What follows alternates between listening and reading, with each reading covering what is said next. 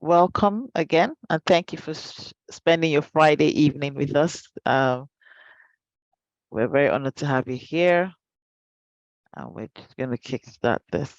So yeah, so welcome again. Now, what is today's session about? So basically, this has come about because we know, or we've met a lot of people that are, we speak to them, speak to lots of people that are looking to help organizations solve their problems, and and they want to use the knowledge that they have either by their, they've had a master's degree, their first degree, even a PhD, or they've kind of, developed themselves and want to use that knowledge to provide solutions that will impact their community and even impact the world. They want to make a change to the world. And these people we've met, they're smart, they're intelligent, they're hardworking people who either have relocated to a new country, or they've been made redundant after a long service of work, or they've taken a career break and they're looking to get back into the market.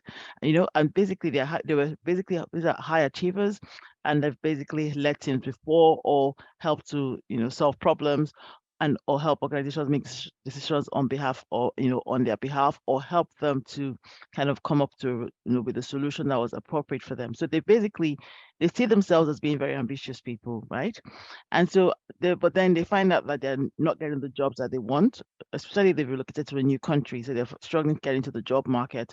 And then most of them now start to take up jobs that they're overqualified for, and they ended up getting burned. They've lost their confidence. They're not really happy. They lack motivation because they're not doing, they're not basically fulfilling their potential.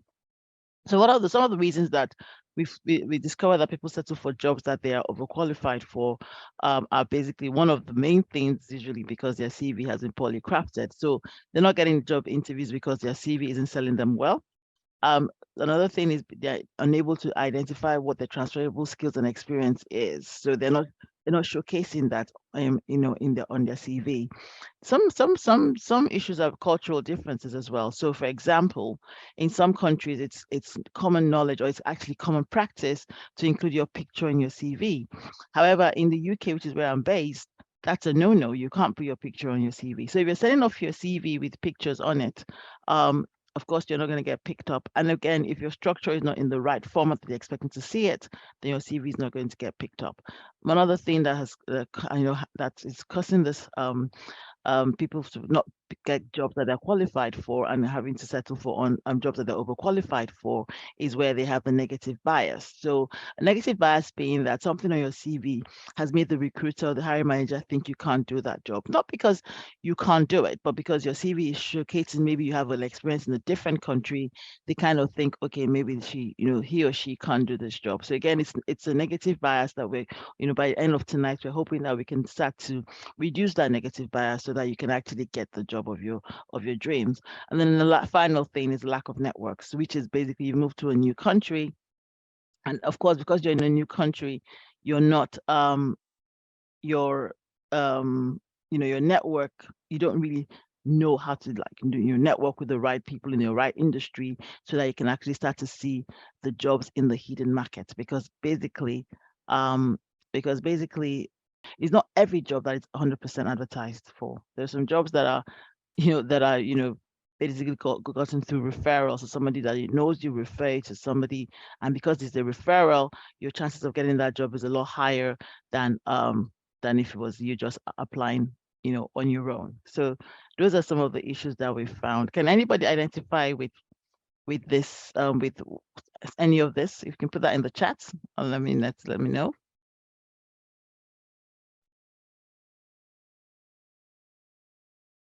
Can anybody identify with any of these things that we've actually highlighted here? No response yet. Okay. Yeah, okay, so I've got some commentary. Thanks, Grace. They're absolutely from Eva. Okay. True, that's a common fact from Dennis. Yes, from Mary Jane. Most definitely me from Nisama. Okay. And Adekunle, true. Yeah, so a lot of people are saying, yeah, true, correct, 100%. Okay. And another thing I had to also let you know is another thing that you should also understand is that this is a very practical session. So most of our sessions are always very practical. So we're going to be doing lots of questions. I'm going to be asking questions, a two-way conversation, and we're also going to get you guys to also participate as well. Okay. So which is Masterclass for? So like I said, this is a taster session of what the full Masterclass is going to look like, right? So we're basically looking for people that have just located to a new country and they're struggling to, get into the industry, in the industry of their choice. People who are struggling to craft an excellent CV that gets them shortlisted. People who often have issues with interview sessions. So you've gotten over the CV hurdle. You've managed to get your CV to be selected all the time for jobs, but you're not getting an offer following your interview. People who are returning to work after a career break. People who are looking to switch careers again, because sometimes people think that because I'm switching my career, then basically I might need to start from, I have to start all over again from the bottom to get up. No, but if you can show your transferable skills on your CV, you can easily switch careers to a new industry and still get, and start at the same level as you were in your former career.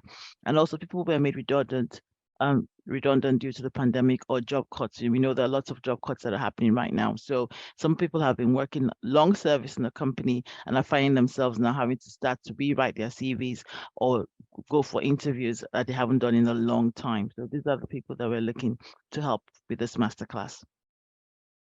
So the topics we'll cover in the masterclass, the Employability masterclass, will be one, understanding the job market in the new country. Because if you don't understand the job market in that country or the culture of that country, you might find yourself struggling to get, to get shortlisted for job interviews. Developing your effective CV and cover letters. So in our sessions, we always end up with an output. So your output will always be at the end of the CV session, you should have your CV at least 50% complete and you know what to do to get it to 100%. Optimizing your LinkedIn profile. How many of us have LinkedIn profiles? Let's put that in the chat. I'd like to know, please. How many of us actually have an active LinkedIn profile or non-active? Let me know if it's so put active or non-active. Let me know how many of us. Let's see the percentage. Thank you.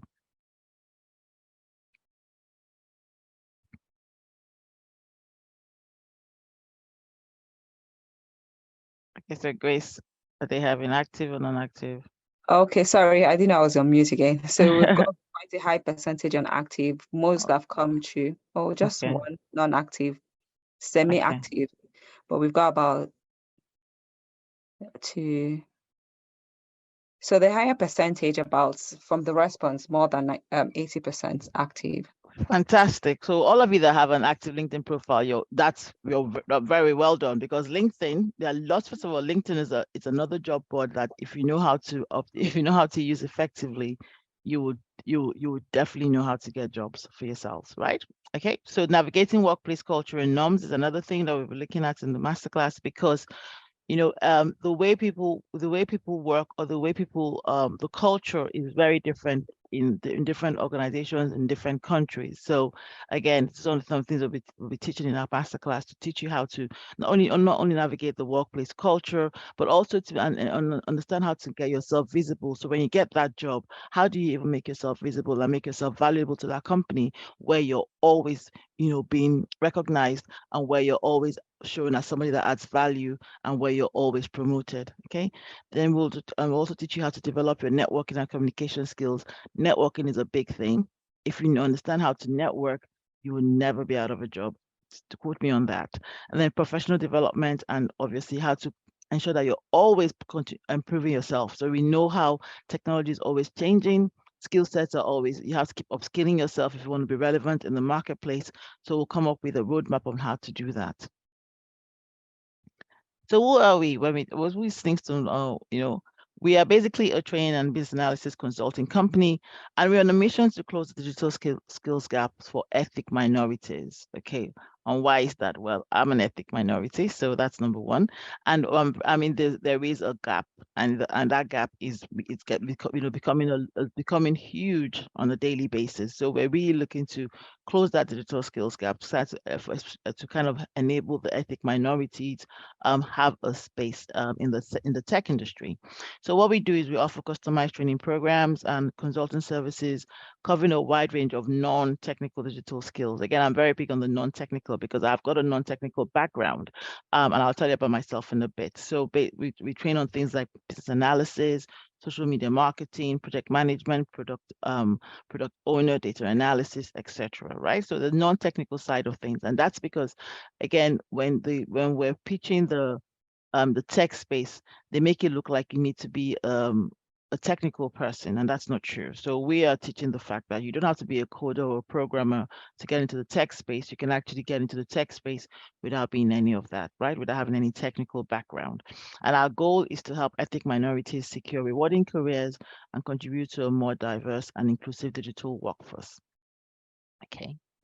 So who am I then? So who's this lady talking to you? If you've never met me before, my name is Vivian Onwatcher.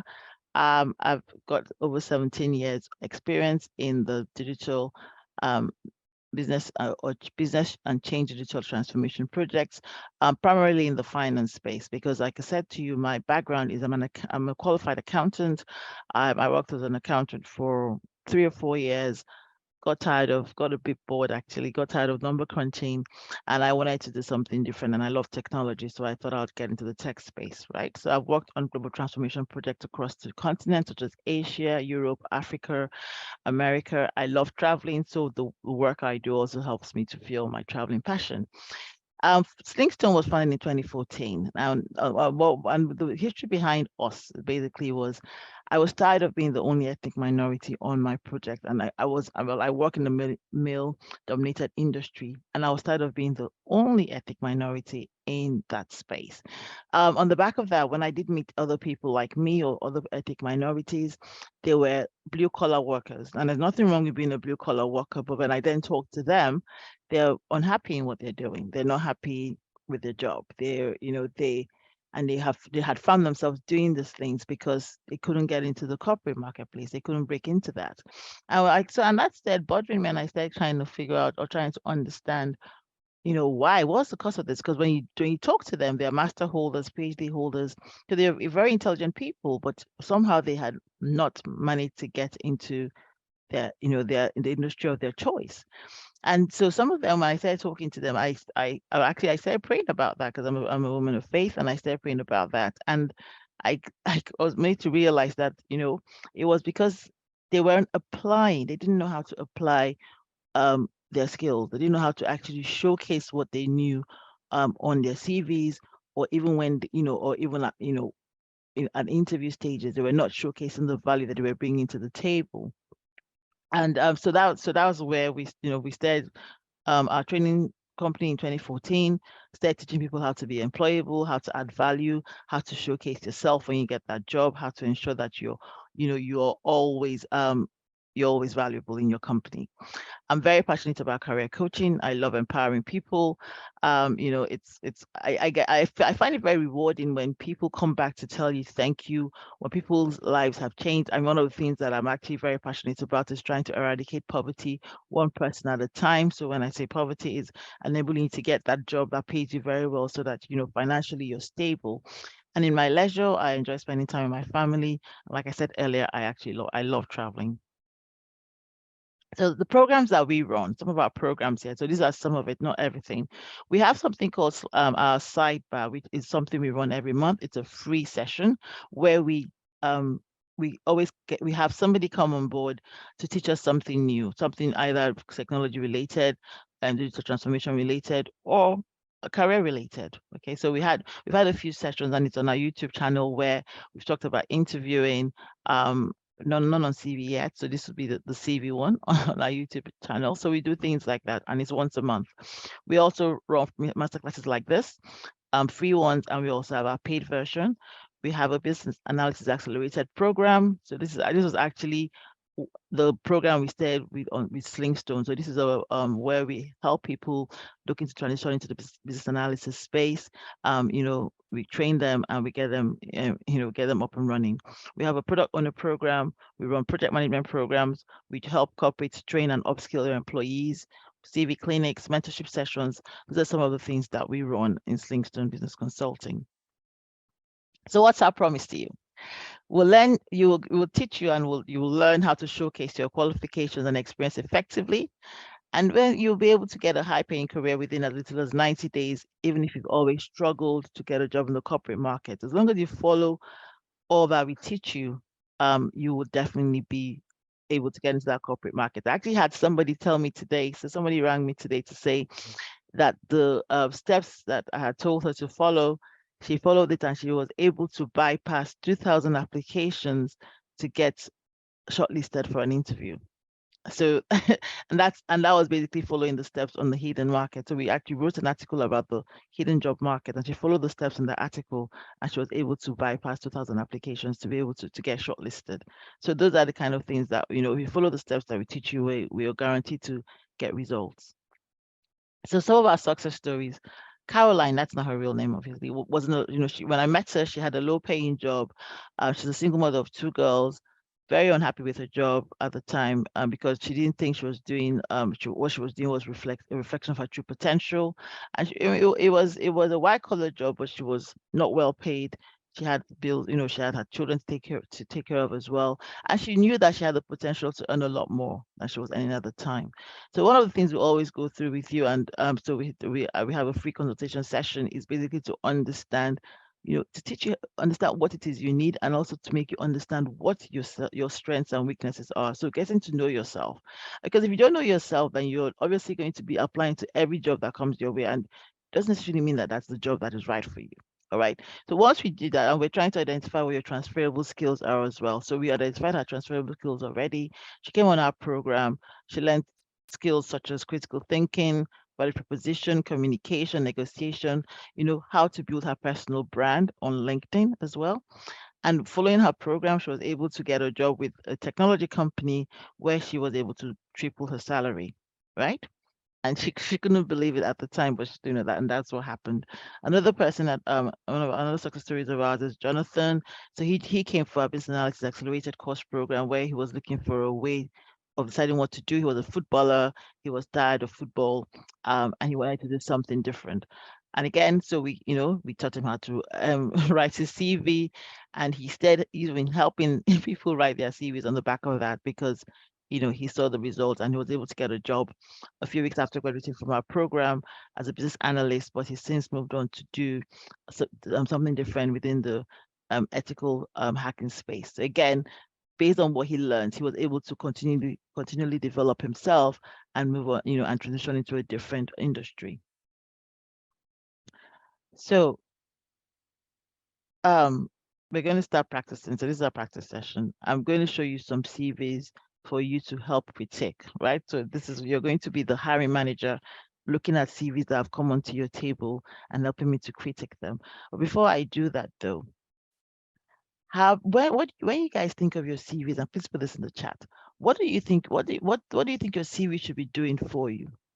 So when you think of your CV, what is the purpose of your CV? Can you please put that in the chat for me? Thank you.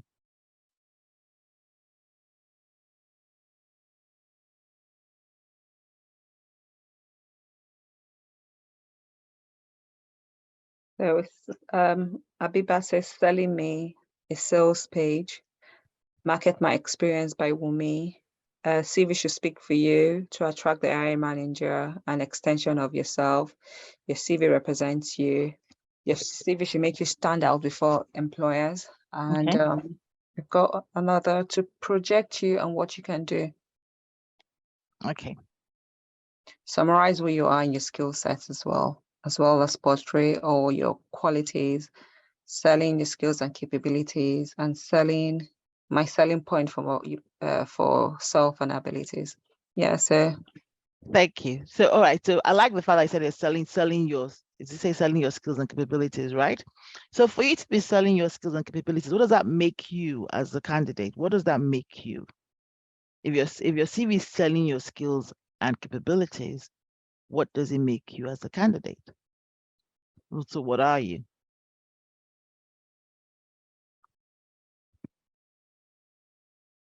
salesman, a product makes you stand out.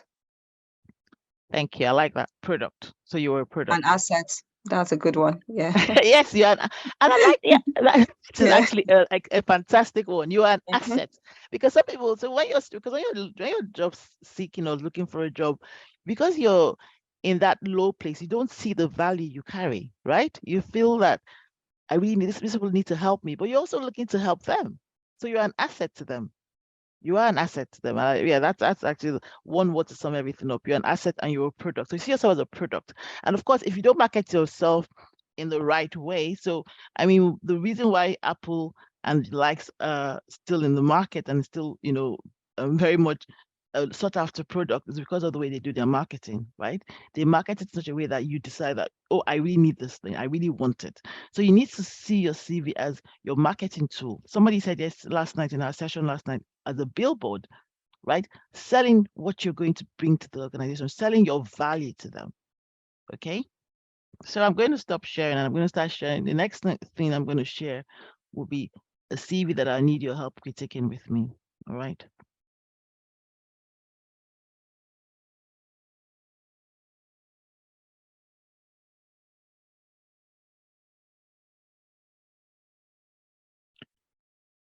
Let me know when you guys can see this, please.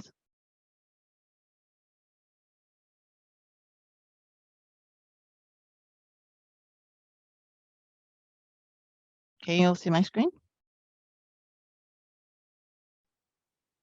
Grace, can you see my screen? Yes. Okay. Okay. Cool. Yes. Okay, so they can see it. All right, good. Yeah, they can see. Okay. So when you see the CV, remember you guys are you're all hiring managers. So this is me just being blog. I brought my CV to yourselves and you're looking to hire somebody and I've sent you my CV.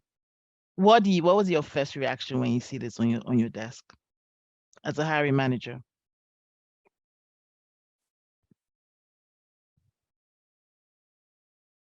Bad arrangement by Debo, disorganized, not organized, a little distorted, chaotic, birth date is not necessary.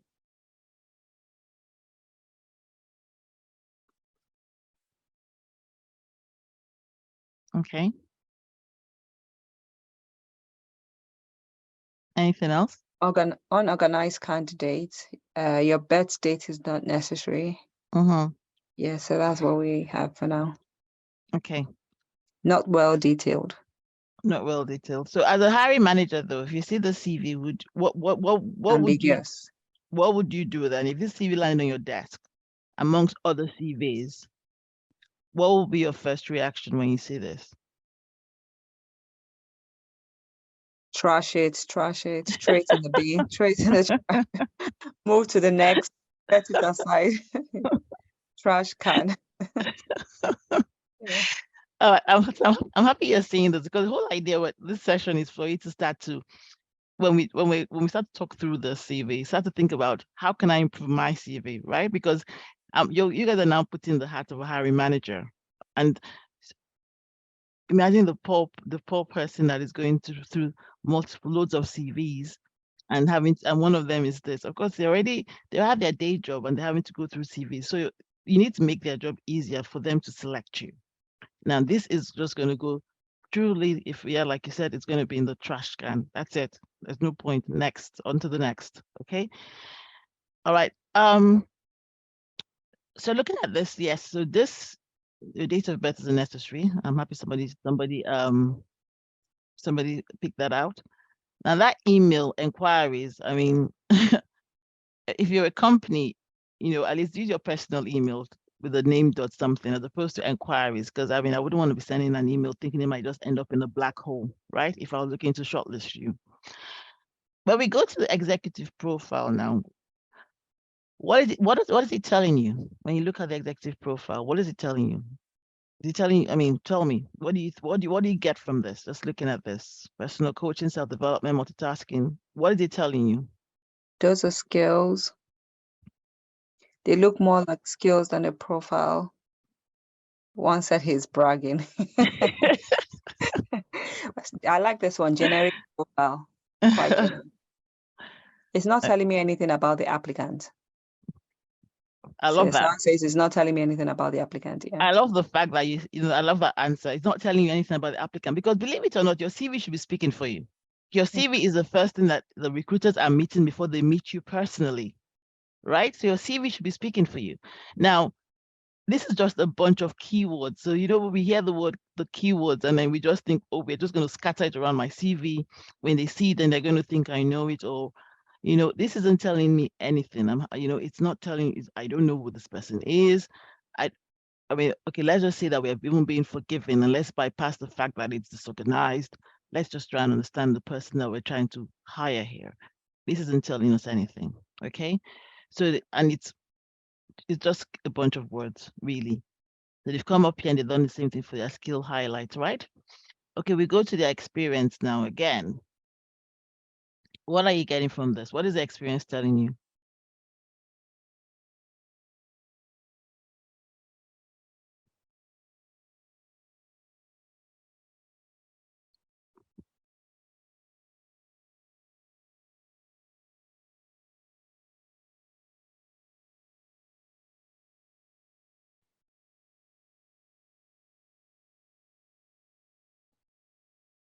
Still waiting.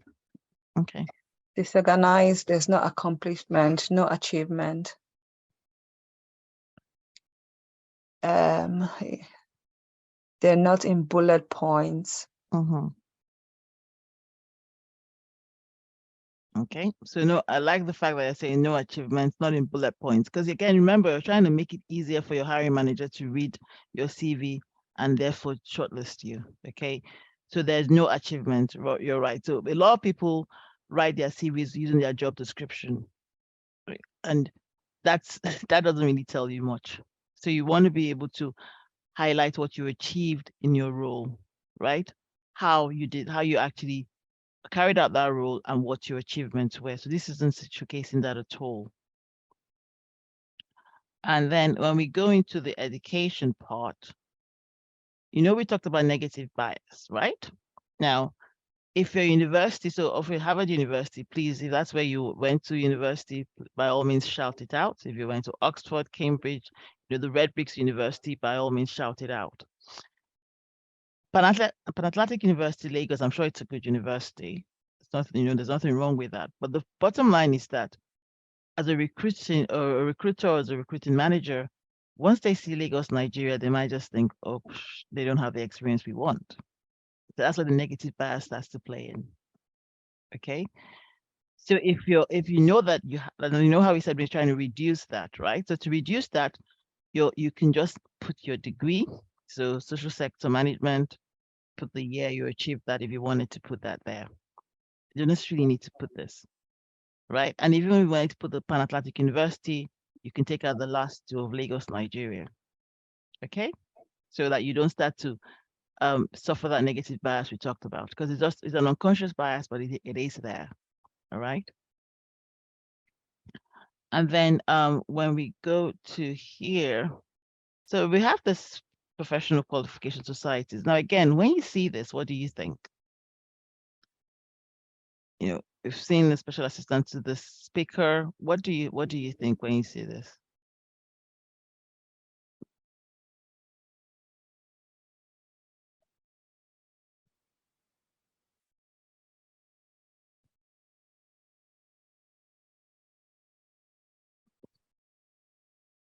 Someone says, wow, irrelevant. So one wow, another irrelevant, not in proper order, disorganized. So the Poorly keyword, presented, yeah. okay, the keyword being political. The keyword is that it's irrelevant. It's not unless your role is to be a speaker, unless that's what you're applying for. Maybe you can leave that in. But if it's not relevant to the role, please leave it out. Okay, please leave it out, because it's not highlighting any in the best way at all. And then when you look at the hobbies, we're saying listening to people, music, reading, traveling. So I would usually say that if you're a recent graduate, of course you can put your hobbies, but however, try and make sure that those hobbies are quite interesting, like run the marathon, climb the highest mountain, or something and why is that? So that it becomes like a top a starter, a conversation starter when you go for your interview, and then that will kind of ease you into the interview, right? But if you're a professional transitioning into a different industry or just looking for another job, putting in your hobbies and your hobbies are nothing special, just leave it out. Okay. So that's the first CV. Well done. You've been very good hiring managers. Well done for that. I'm going to show you guys another one. And then I also want you guys to critique this with me. Thank you.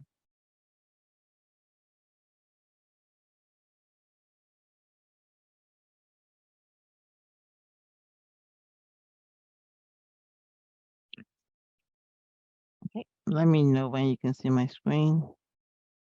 Yeah, we can. I'll You just can? wait for people, but I can. So let me see what everyone says. Yes. Okay, good. So again, this is the first thing is landing on your desk. You're looking for a banker. You're in the banking industry with banking qualifications and banking experience. What's your first impression when you see this?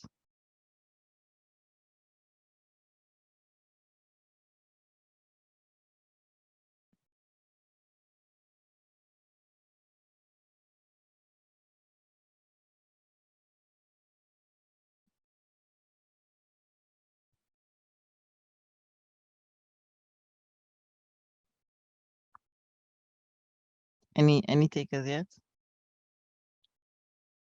Nothing for too much space. It's just coming in now. Poor intro, intro, structured. So we've got quite a different view. Structured. Too much space. Okay. Objective isn't bad, but spacing can be better. The blogs, what does that mean? Poor templates, not well formatted. The blogs, that's quite. Oh, is I that don't the know what that name? means. The name is Job. Okay, because the other one Oh, was the just blogs. Oh, okay. the other one was just the other one was Josephine blogs, but Yeah. That yes. Okay, so poor somebody name. so what was that? Sorry. Someone said poor name, but the name is just, it's not really a The name. name is a name. I mean, but we've kind of made this anonymized the CV, but still, it's a name. It's your name. You can't help your name, right? So Yeah. um, So yeah, too much space. No address, contact number. okay. All right, so let's start with this. So fair enough. So it's given us a name. The next thing they've given us their email address, right? Yeah, right. No contact number. No no LinkedIn profile, which is actually very key. You don't necessarily have to put your address, okay? Because now there's remote working. Location is not necessarily a big thing. However, at least give us a way to contact you if we had to pick up a phone to call you, right? And it would be nice to have your LinkedIn profile. Why? Because your CV can only tell me so much about you, but your LinkedIn profile will be an extension, not the same as your CV, an extension of your CV where I can now know more about you and see what you're about, right? Now, when we look at the objective doesn't say anything.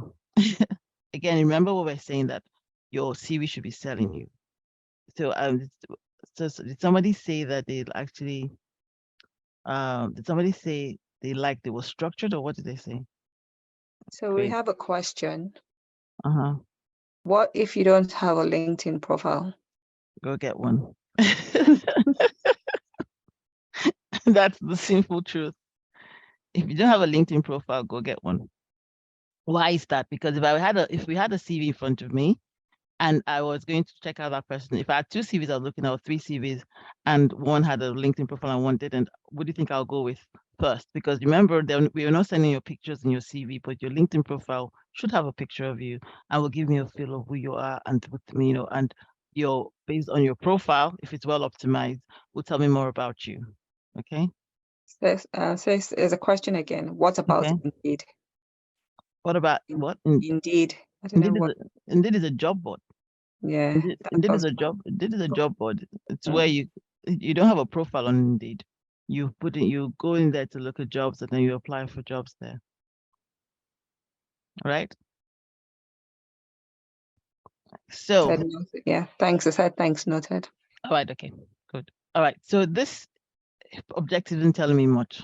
Okay, so it's basically telling me a professional and decision banker in the industry which utilizes my ability to work as a team member and remarkably support, design, prepare all documentation, strive to meet the corporate objectives of the bank. What exactly are you telling me? This is just lots of sentences that don't say much, right? This is because again, I want to be able to understand that you can do my job. You can do what I want you to come and do for me.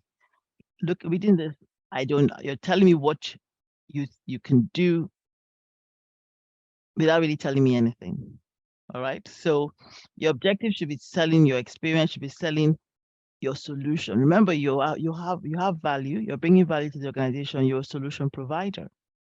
So your objective should be telling me how you provide that solution. Okay. And this isn't doing that at all. So when we come into the summary then, what do you think about that, about the summary? Too long. Abiba says too long. Okay. Looks like a report. Too much bullet points. Too wordy. No achievements. Yeah. Okay, there's nothing wrong with the bullet points actually, but because again, the bullet points kind of makes it easier to read. But this person is just telling me what they think that they are. So how do I know you're a professional business banker? How do I know you're self-motivated? Right? How do I know you're an effective planner? Again, it's almost like the other CV that we saw, where they think they have to use all these keywords without actually showing how they do these things. Right? So your CV should be telling me a story about you, how you do things, how you work. And it's just writing long sentences is not telling me anything. All right. Okay, so now this is the information here. What do we think about this?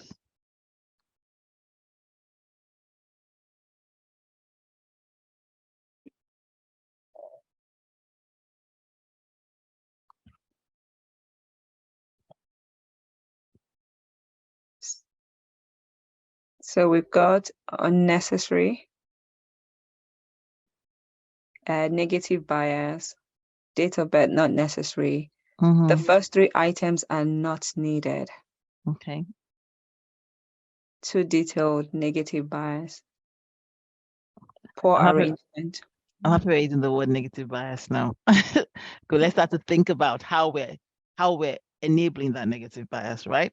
So again, we don't need your date of birth on your CV in the UK for sure. That's not a requirement. We don't need your gender. That's not a requirement.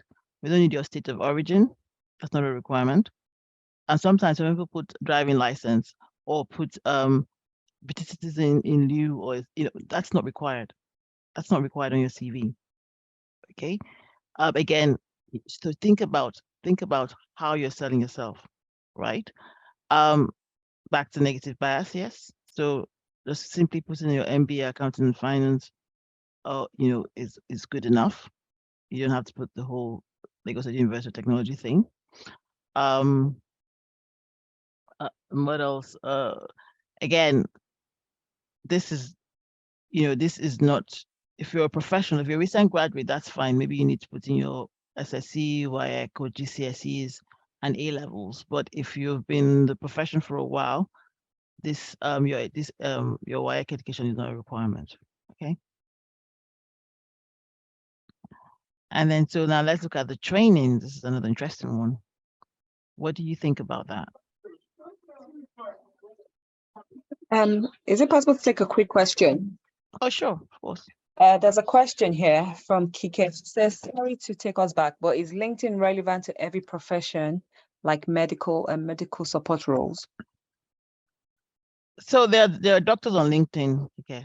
So yes, it is, because again, LinkedIn is a professional social media site where you can actually network. So you can actually network with medical doctors like yourself, right? If you're looking to get into the medical space, you can actually go into LinkedIn, start to connect with similar people, similar professions, or even connect with groups, medical groups, and within that groups, then you can start to, contribute, share, connect with people, ask to see if there's any job opportunities if you're trying to get into that space. So yes, it's a good site to be on if you're a professional. All right. So what do we think about this?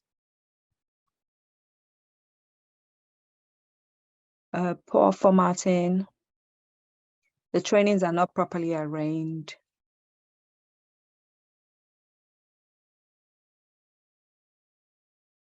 Okay. Is that all we can think Yeah, about? those are the two I've got so far. Is that all we can think about though? There's more now coming. Irrelevant trainings, bad structure. Mm-hmm.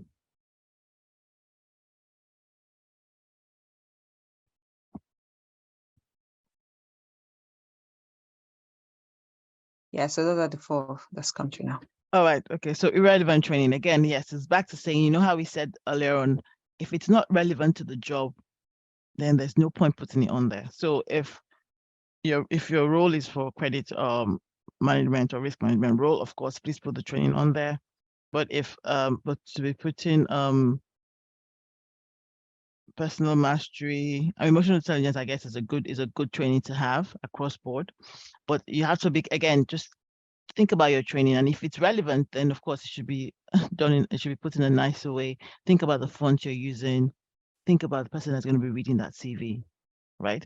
So I'm sure you're saying that you're thinking, I mean, I'm hoping that you're thinking about your own CV and seeing where you can improve your CV in terms of the structure, in terms of how it looks, in terms of the font. You know, they actually always say to keep it simple, keep your font simple. So you use Arial, Roman Times, or Calibri, right?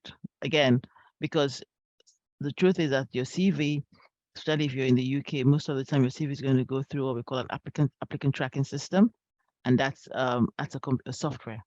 So like every software they've written the way it should, what it should look at, how it should look at things, what fonts it should recognize. So if you're using all those fancy fonts, your CV would definitely not get shortlisted if it's not on the list of fonts I should be looking at. All right. And then so achievements, yeah, that's okay to have you have your achievement, but again, if it's not relevant to the role, then there's no point putting it in there. And when we look at the work experience, what do you guys think when you see this?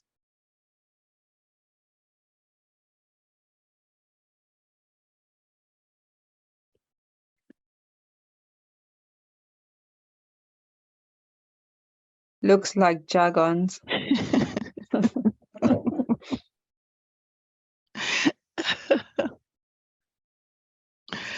All right, okay. It looks like jargons. Okay, what else?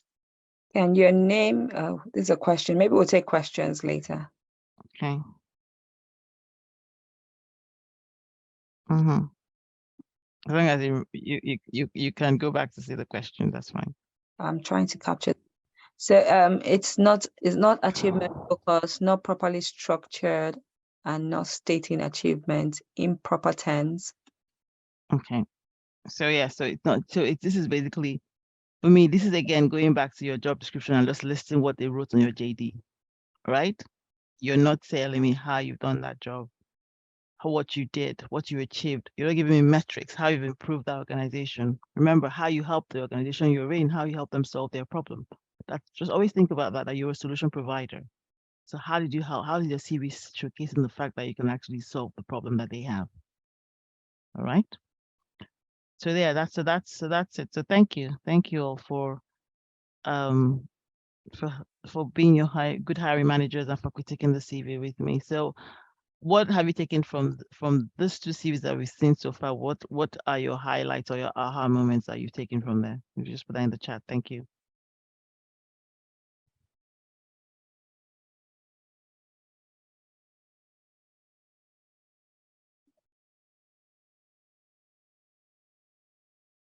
So Abibat says, do not include irrelevant information.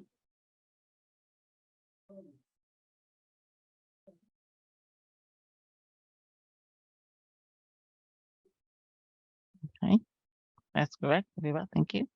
CV crafting must follow a certain acceptable standard. For sure. Everyone should have a LinkedIn profile. Use a professional email and not some funky name. Achievement should be, just 1 minute. Achievement should be in metrics. Try to make justification for any study gap. Make sure it makes logical sense and add experience and logical sense to add experience. And it may, no, sorry, does it? Oh, that's a question as well. With that, I'll put the question, take the question and do that later.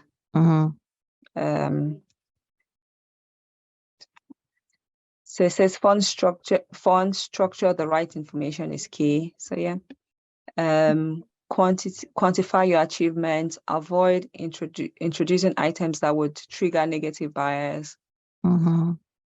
Research on culture of country organization.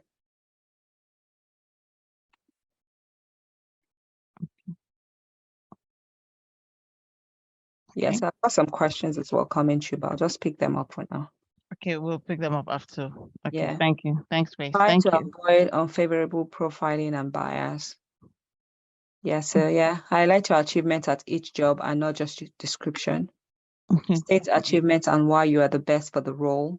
And structured. Okay. Cool. So yeah. Thank you. So this is a job description that I picked out from one of the job boards, right? And I'll give us a couple of minutes to just read through it because I have some questions for you.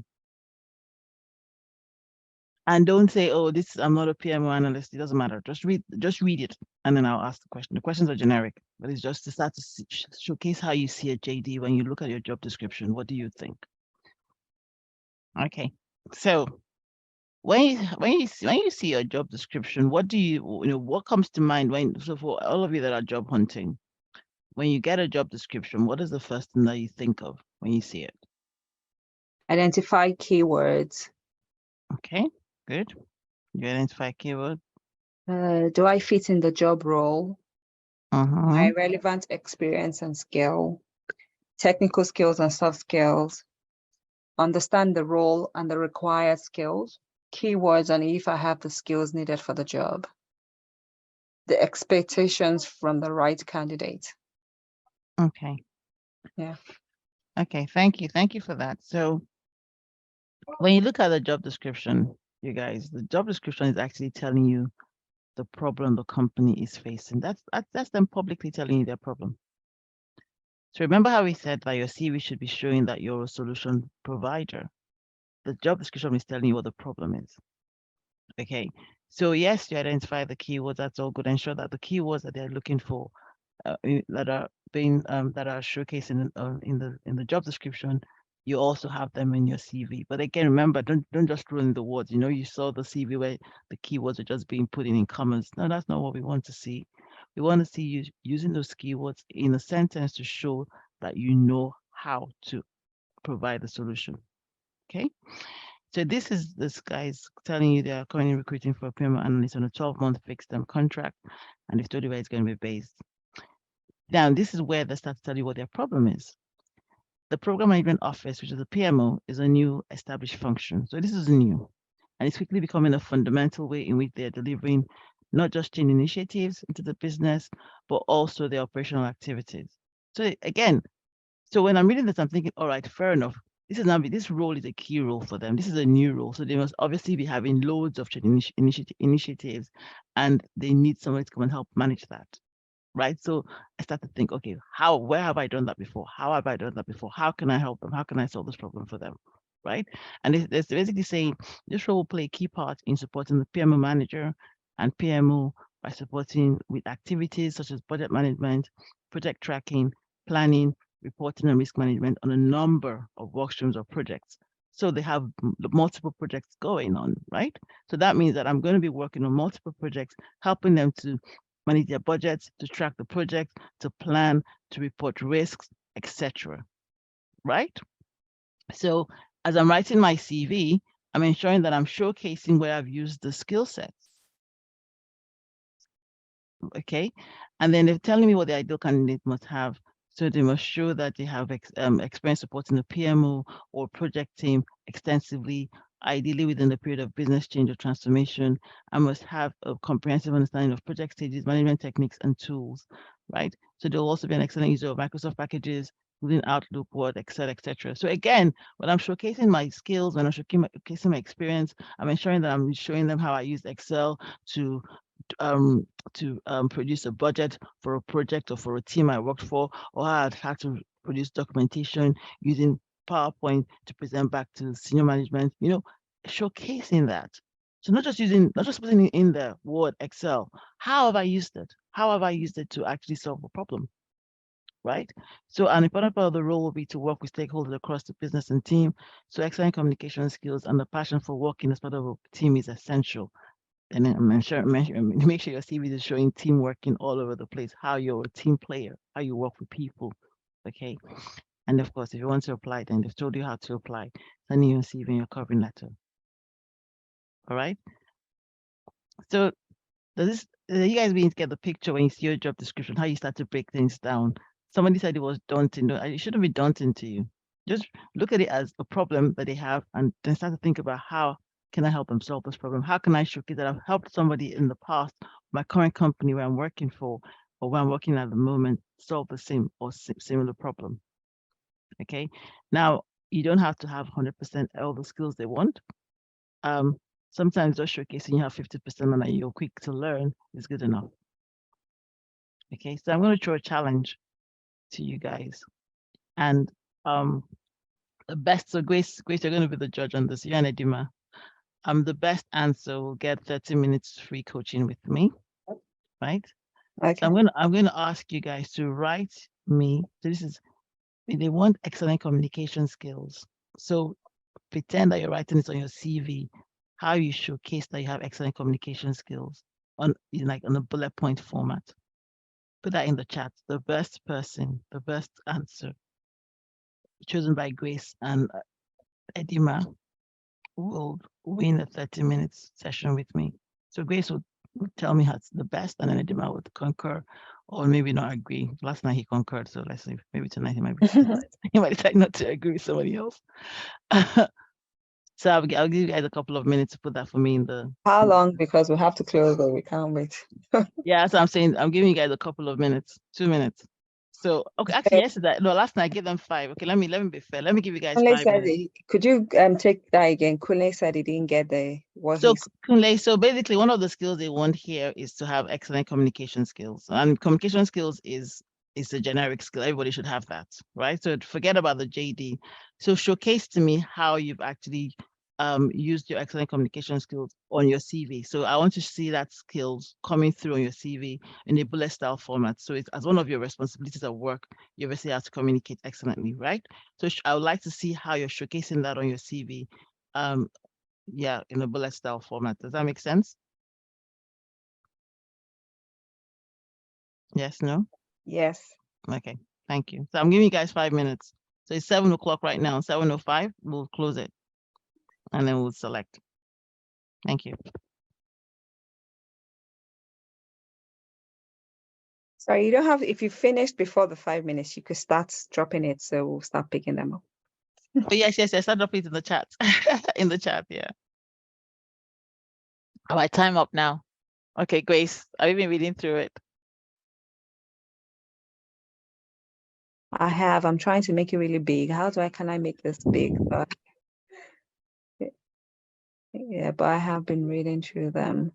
Okay. Some good ones. Lots of good ones. So anything after 7:05 we're not taking, right? So that's our cutoff. So it's 7:05 now. Yeah. So I'm just reading through them. Okay, so quite some interesting ones. So I've got 3, I think I kind of shortlisted, and from that 3, I think I'll choose. So I've got Mary Jane. I've got where's that one again?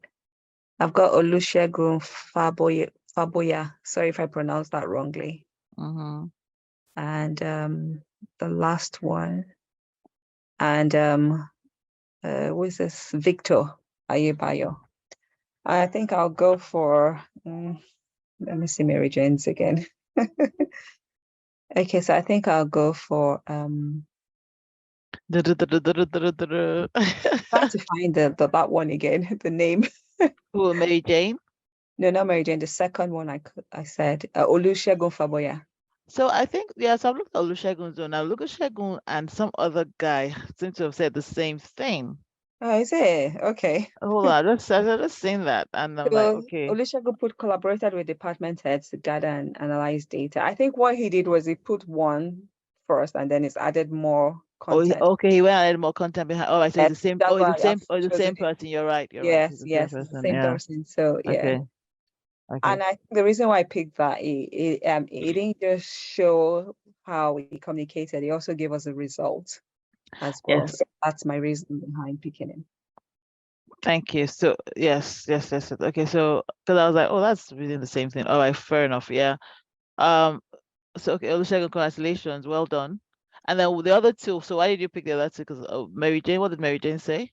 Well, Mary Jane gave Oh. us how she so Mary Jane gave us how she I liked it too.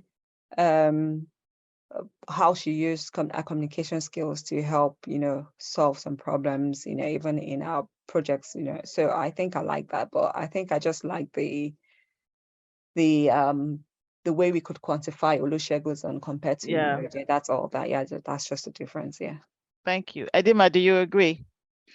Okay, so apart from Olusegun, Wale Raji also hit me because he kind of made his own concise as well. Yes, I agree with Mary Jane, just that it was quite long. Yeah.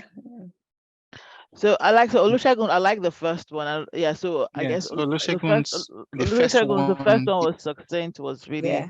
yeah. Yeah. yes, Then I think maybe because he saw other people putting Put long in more. Yeah, effort. because yeah. it was the first one to die. Thanks be on. Yeah. So, all right. And then, okay. So I'm looking at Wale's as well.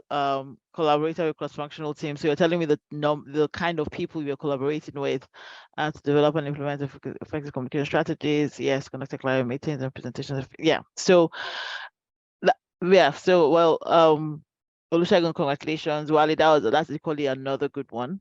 Um, so just so that people understand why we've chosen Olusegun's zone is because first of all, Olusegun is using metrics as well. So I can see that because he's collaborated with department heads to help them together and analyze data, I see that it resulted them getting more accurate data by 15%, and they're able to make quicker decision making in like 20%, right? So again, how do we know how to quantify this thing? We guesstimate it, but you have an idea. So you're not just putting any random numbers, but you probably have like analytics at work that can tell you how effective or what your solution that you implemented or provided for, how effective that was, so you can put a nice estimate on it, right? And again, so analyzed road traffic data using advanced Excel functions to identify trends and again. So I like the way I like the second one is they said that you should have Excel on this job description. So he's telling me how he uses those Excel Yeah. functions, right? So again, Yeah. if I'm thinking I need somebody like an Excel guru, oh yeah, please come and help me. Because you're telling me that you know how to use Excel, you understand that there are functions that might be advanced, and that you're using that to help to identify trends and patterns. So those are the kind of things that when you're putting that in your bullet point, this is how we want you to start to showcase that experience that you have.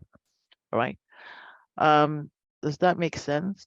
So Divine, um, so when you're telling me things like able to articulate ideas and information in a straightforward and easily understandable manner, that's just how you do you articulate those ideas. That's just a sentence, but how, So if you had gone a bit further by saying by using a technique or by articulate ideas by by facilitating brainstorming sessions. Do you know what I mean?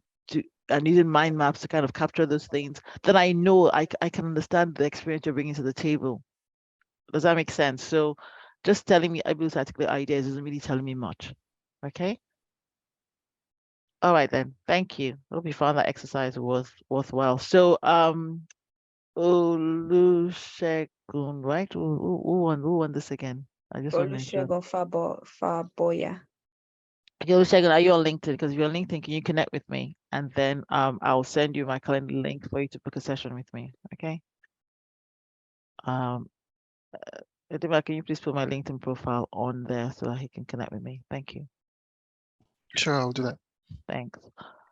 Well done, guys. Well done of everyone who participated. Thank you for that. So the next thing I want to talk to you guys about is the applicant tracking system. Remember earlier on I said that the first person that will see your CV might not necessarily be a human being, right? Because so yesterday, I mean, somebody wrote a post on LinkedIn, was it yesterday or so? Apparently, he had put out a job a job application or a job ad on LinkedIn, and he got 2,000 applications within 24 hours. So imagine that you can't, as a human being, you can't go through 2,000 applications, right? So you obviously have a tracking system or a software that would help you to sieve through those CVs. So again, they would have, remember it's a software, so they've programmed it to look out for certain information. So one of the things is, the information is you have to have the relevant information on your CV, like we've said before, your email, your contact number, your name, your last name, right? Your education or qualification, as the case may be. Obviously, they're going to tell you to look for certain keywords again. So ensure that those keywords that the job description is showcasing, your CV is also showcasing that. Right, consistent formatting. So if it's all over the place like that the CVs that we've just looked at, it wouldn't definitely not be picking it up. Okay, accomplishments and achievements. Again, they would have put it's a program, right? They write the things that they want it to look through. And so if you're not showcasing what you've accomplished or what you've achieved, it's very likely that your CV isn't going to get picked up. And again, is your CV relevant to the job? So based on your keywords, your accomplishment, your achievements, showcase that on your CV. If you're not showcasing that, again, it's not going to select your CV, and there should be no errors, right? So get somebody to consistently check your CV for you. Get somebody to do what we call proofread it, because sometimes you might see something because you've looked at it for so long, you might not see the error, but somebody else might pick it up. So get somebody else to review it for you. Okay. So yeah, and that is it. Now we can take the questions or any questions from anyone. Okay, so let me quickly bring the questions we have. So the first one was, what's the best Word version that should be used? So I'll say to use the standard like Arial, Roman, Calibri. I'm trying to remember the last. There's a third and the fourth one that comes to mind, but I can't remember that now. So Times New Roman for sure, Arial, Calibri, right? Those are the top three. So nothing too fancy. Keep it simple. Okay. The next question here is, can your name victimize you, like using your native name? So that's, where we talk about bias, right? Where we talk about bias. So basically, a part of me wants to say no, but that's not true. Sometimes we know that the bias is there, and sometimes your name might victimize you. Okay. But I think but I want to also believe that if you're showcasing the skill set, if your CV is speaking to the hiring manager's needs, then that becomes irrelevant. Okay. Okay, so next question here is, does it make logical sense to add experience that may not relate to the job role? Why are you adding experience are there any transferable skills that experience is showcasing for the job role? Right? Are there any, if there are transferable skills, then fair enough, it does. If it's not, then yeah, then don't put it on don't put that experience if it's not showcasing. So I actually want to say something here. So some people tend to not want to show their history of their career history. They want, so let's say for example let's say for example they're going to for they're going for a job role. Maybe it's a new career space, and they think they have to not showcase how they've actually gotten to where they are today. Now that's wrong, because again, that's where your transferable skills starts to show, right? So for example, I know people saying, oh, I'm not going to put the fact that I worked in McDonald's, which is a fast food restaurant, on my CV.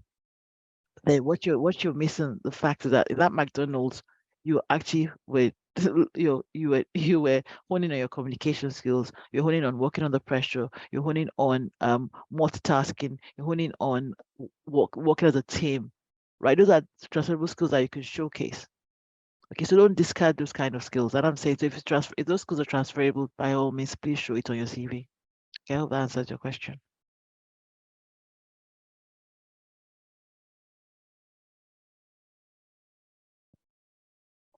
Okay, The any other next, question? yeah, the next question is, what if one doesn't have work experience yet?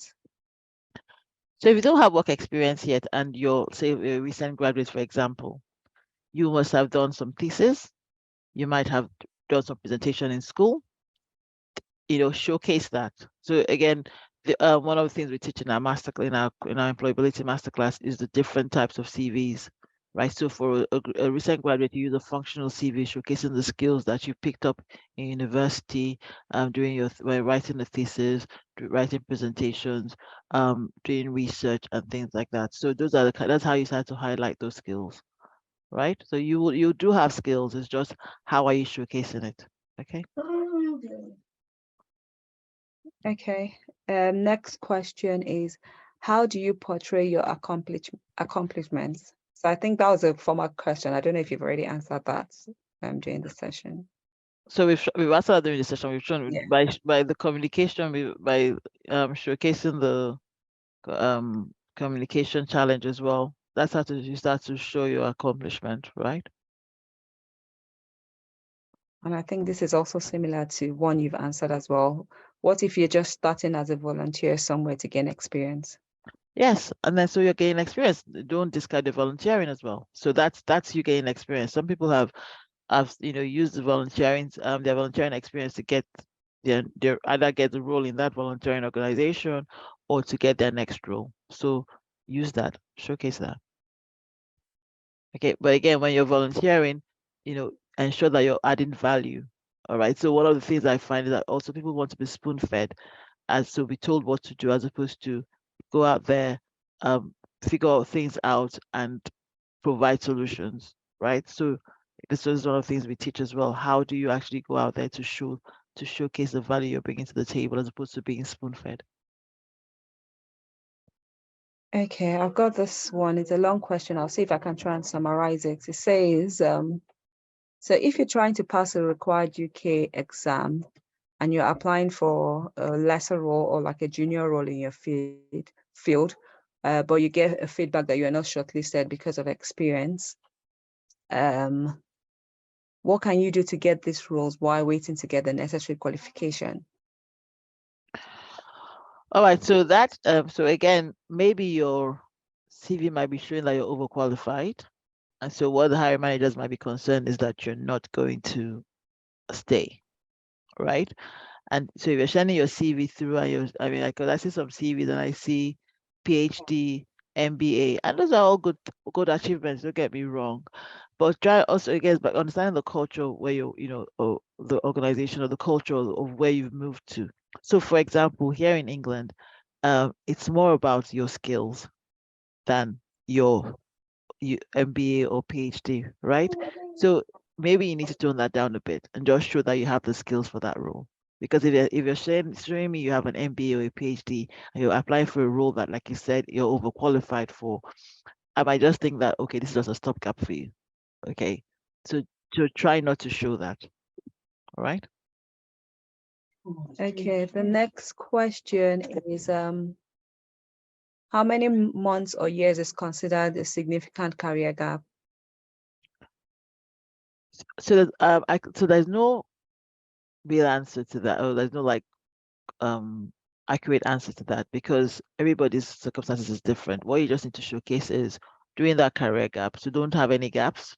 But okay, for the career gap, what were you doing in that career gap? Showcase how you learned a skill, so I know some people are like, oh, okay, but I was a mom at home. Yes, but as a mom at home, you're having to ensure that everybody's well. You're multitasking. You're even communicating, because ensuring that they understand your instructions, right? So showcase what those skills that you're bringing to the table, having to work to tight deadlines, having to work, being able to cut costs to ensure that things are, you can buy stuff and well, whatever it is.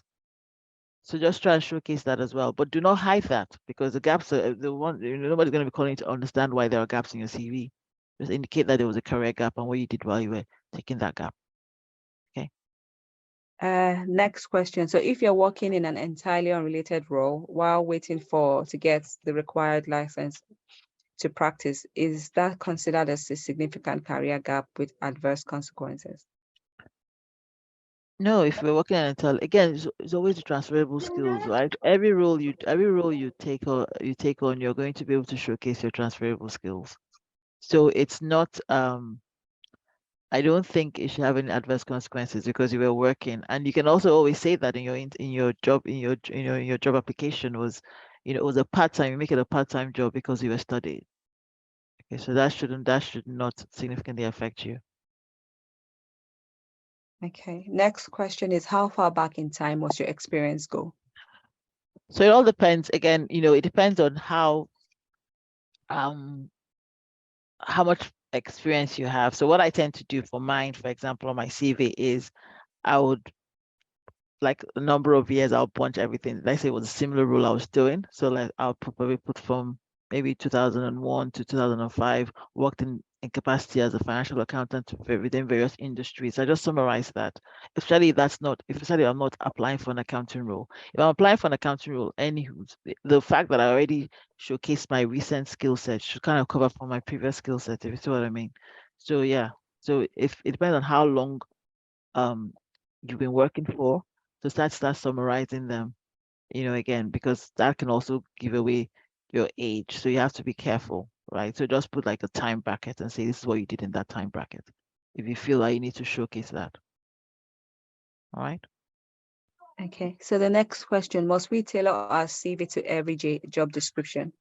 You must tailor your CV to speak to your hiring manager. That's my answer. And so yes, but again, it's most if you see, you have to also understand what jobs you're applying for. Because if you're trying to apply for 5 different type of jobs, then you need 5 different CVs. That's the truth. Just ensure that your CV is speaking to the hiring manager's needs. Okay. Next question is, how can I get a one-on-one session with you guys? And I think that was from, let me just go back to the chart. Chris Wood. Oh, okay. Is So what's I think we'll actually Adima, you've got my Calendly link, right? We'll put my Calendly link on here, as well as we'll send that out by email as well, and then you can Yeah, I'm just putting jump that on. up now. Yeah, and then you can just jump on the call with me. So we always have like 20 minutes free consultation with yourselves to ask any questions or to understand your needs. Yeah.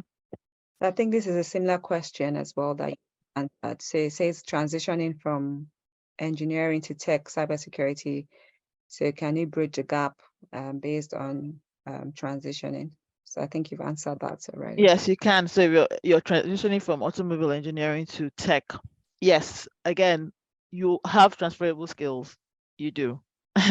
Right? The only different thing is that, okay, it's a technology space, but even within the engineering space, you've had to do communication, you've had to work as a team, you've had to deliver to tight deadlines, etc. You can actually showcase those transferable skills, right?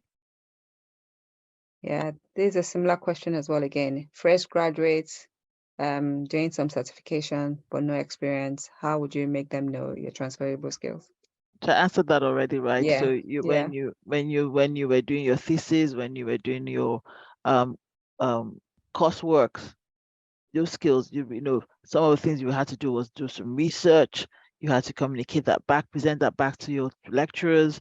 You had to work as a team when you were doing like teamwork, team courses. So yeah, so there are lots of transferable skills that you can showcase as well. So this is also similar again. So transition into tech in January, currently on internship month. So don't have relevant work experience as a data analyst, and it thinks this is a problem on a CV with rejection emails. How do I sell myself on my CV?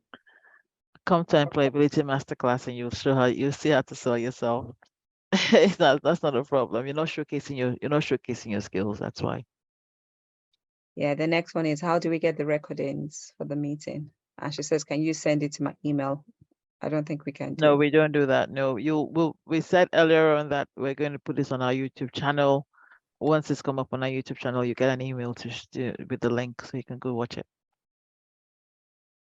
Next one is, must you put an objective in your CV? So I wouldn't even call it an objective. I'll call it my professional profile or my professional summary, right? So I wouldn't call that an objective, because an objective, again, so don't, when you're putting your professional summary, do not start to say, I am looking for an organization that can help me. No, you're looking for an organization that you can help. Remember, everybody's thinking about themselves. So your hiring manager is going to be thinking about what's in it for me.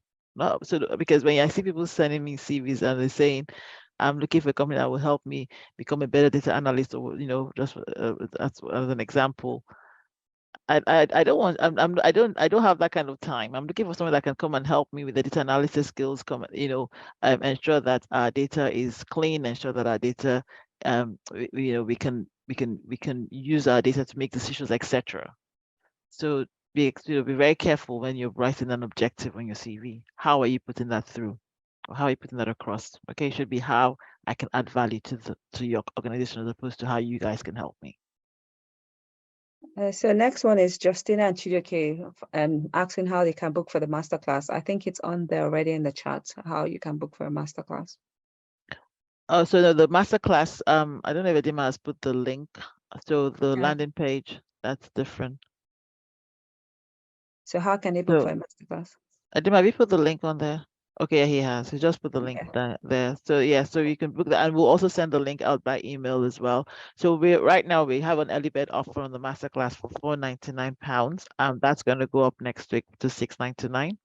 So, but we'll send that across to yourselves, and we'll let you know when it's about to go up as well. So there's also a question here. Do hiring managers read cover letters? If they've asked you for a cover letter, then yes, they'll read it. And your cover letter is not saying the same thing as your CV. It's highlighting. It's just three short paragraphs showcasing why you're the best person for that job, right? So don't be repeating what you have on your CV. So do we still have to... Oh, sorry, I thought you had finished.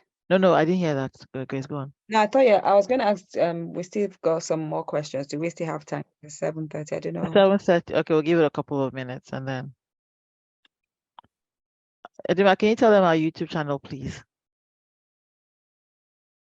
Okay. Okay, I'm dropping the link as well. Thank you. Yes. So I'll just take this two more. Does UK take a CV or a resume? I don't understand that question. It's one and the same. So okay, yeah, the same, aren't they? It's just so some people say it's different, but Americans call it resume, and then Americans will want you to have it to maximum of 2 pages. In the UK, they're not really fussed. I mean, we say like maximum of 4 if you can. They're not really fussed about that, but it's the same thing. And I think this ones are quite the same. It's about how the font and what's the best layout for your CV or resume. So the layout will be like in our masterclass, we'll give you like a couple of samples for the layout, depending on your on if you're a professional or if you're a graduate, etc. So yeah, but it should be structured. That's what I'll say. Okay, make sure that your CV has a good structure. And this is the last one. Please, how should a professional summary look like? That's what we teach in the masterclass. Yeah, that's all. Thank you all for spending your Friday night with us. I hope you found that insightful. Please put in the chat, what you're taking away from this. If this has been very helpful, if there's any way, how we can improve it, because we're always all about improving our services. Thank you.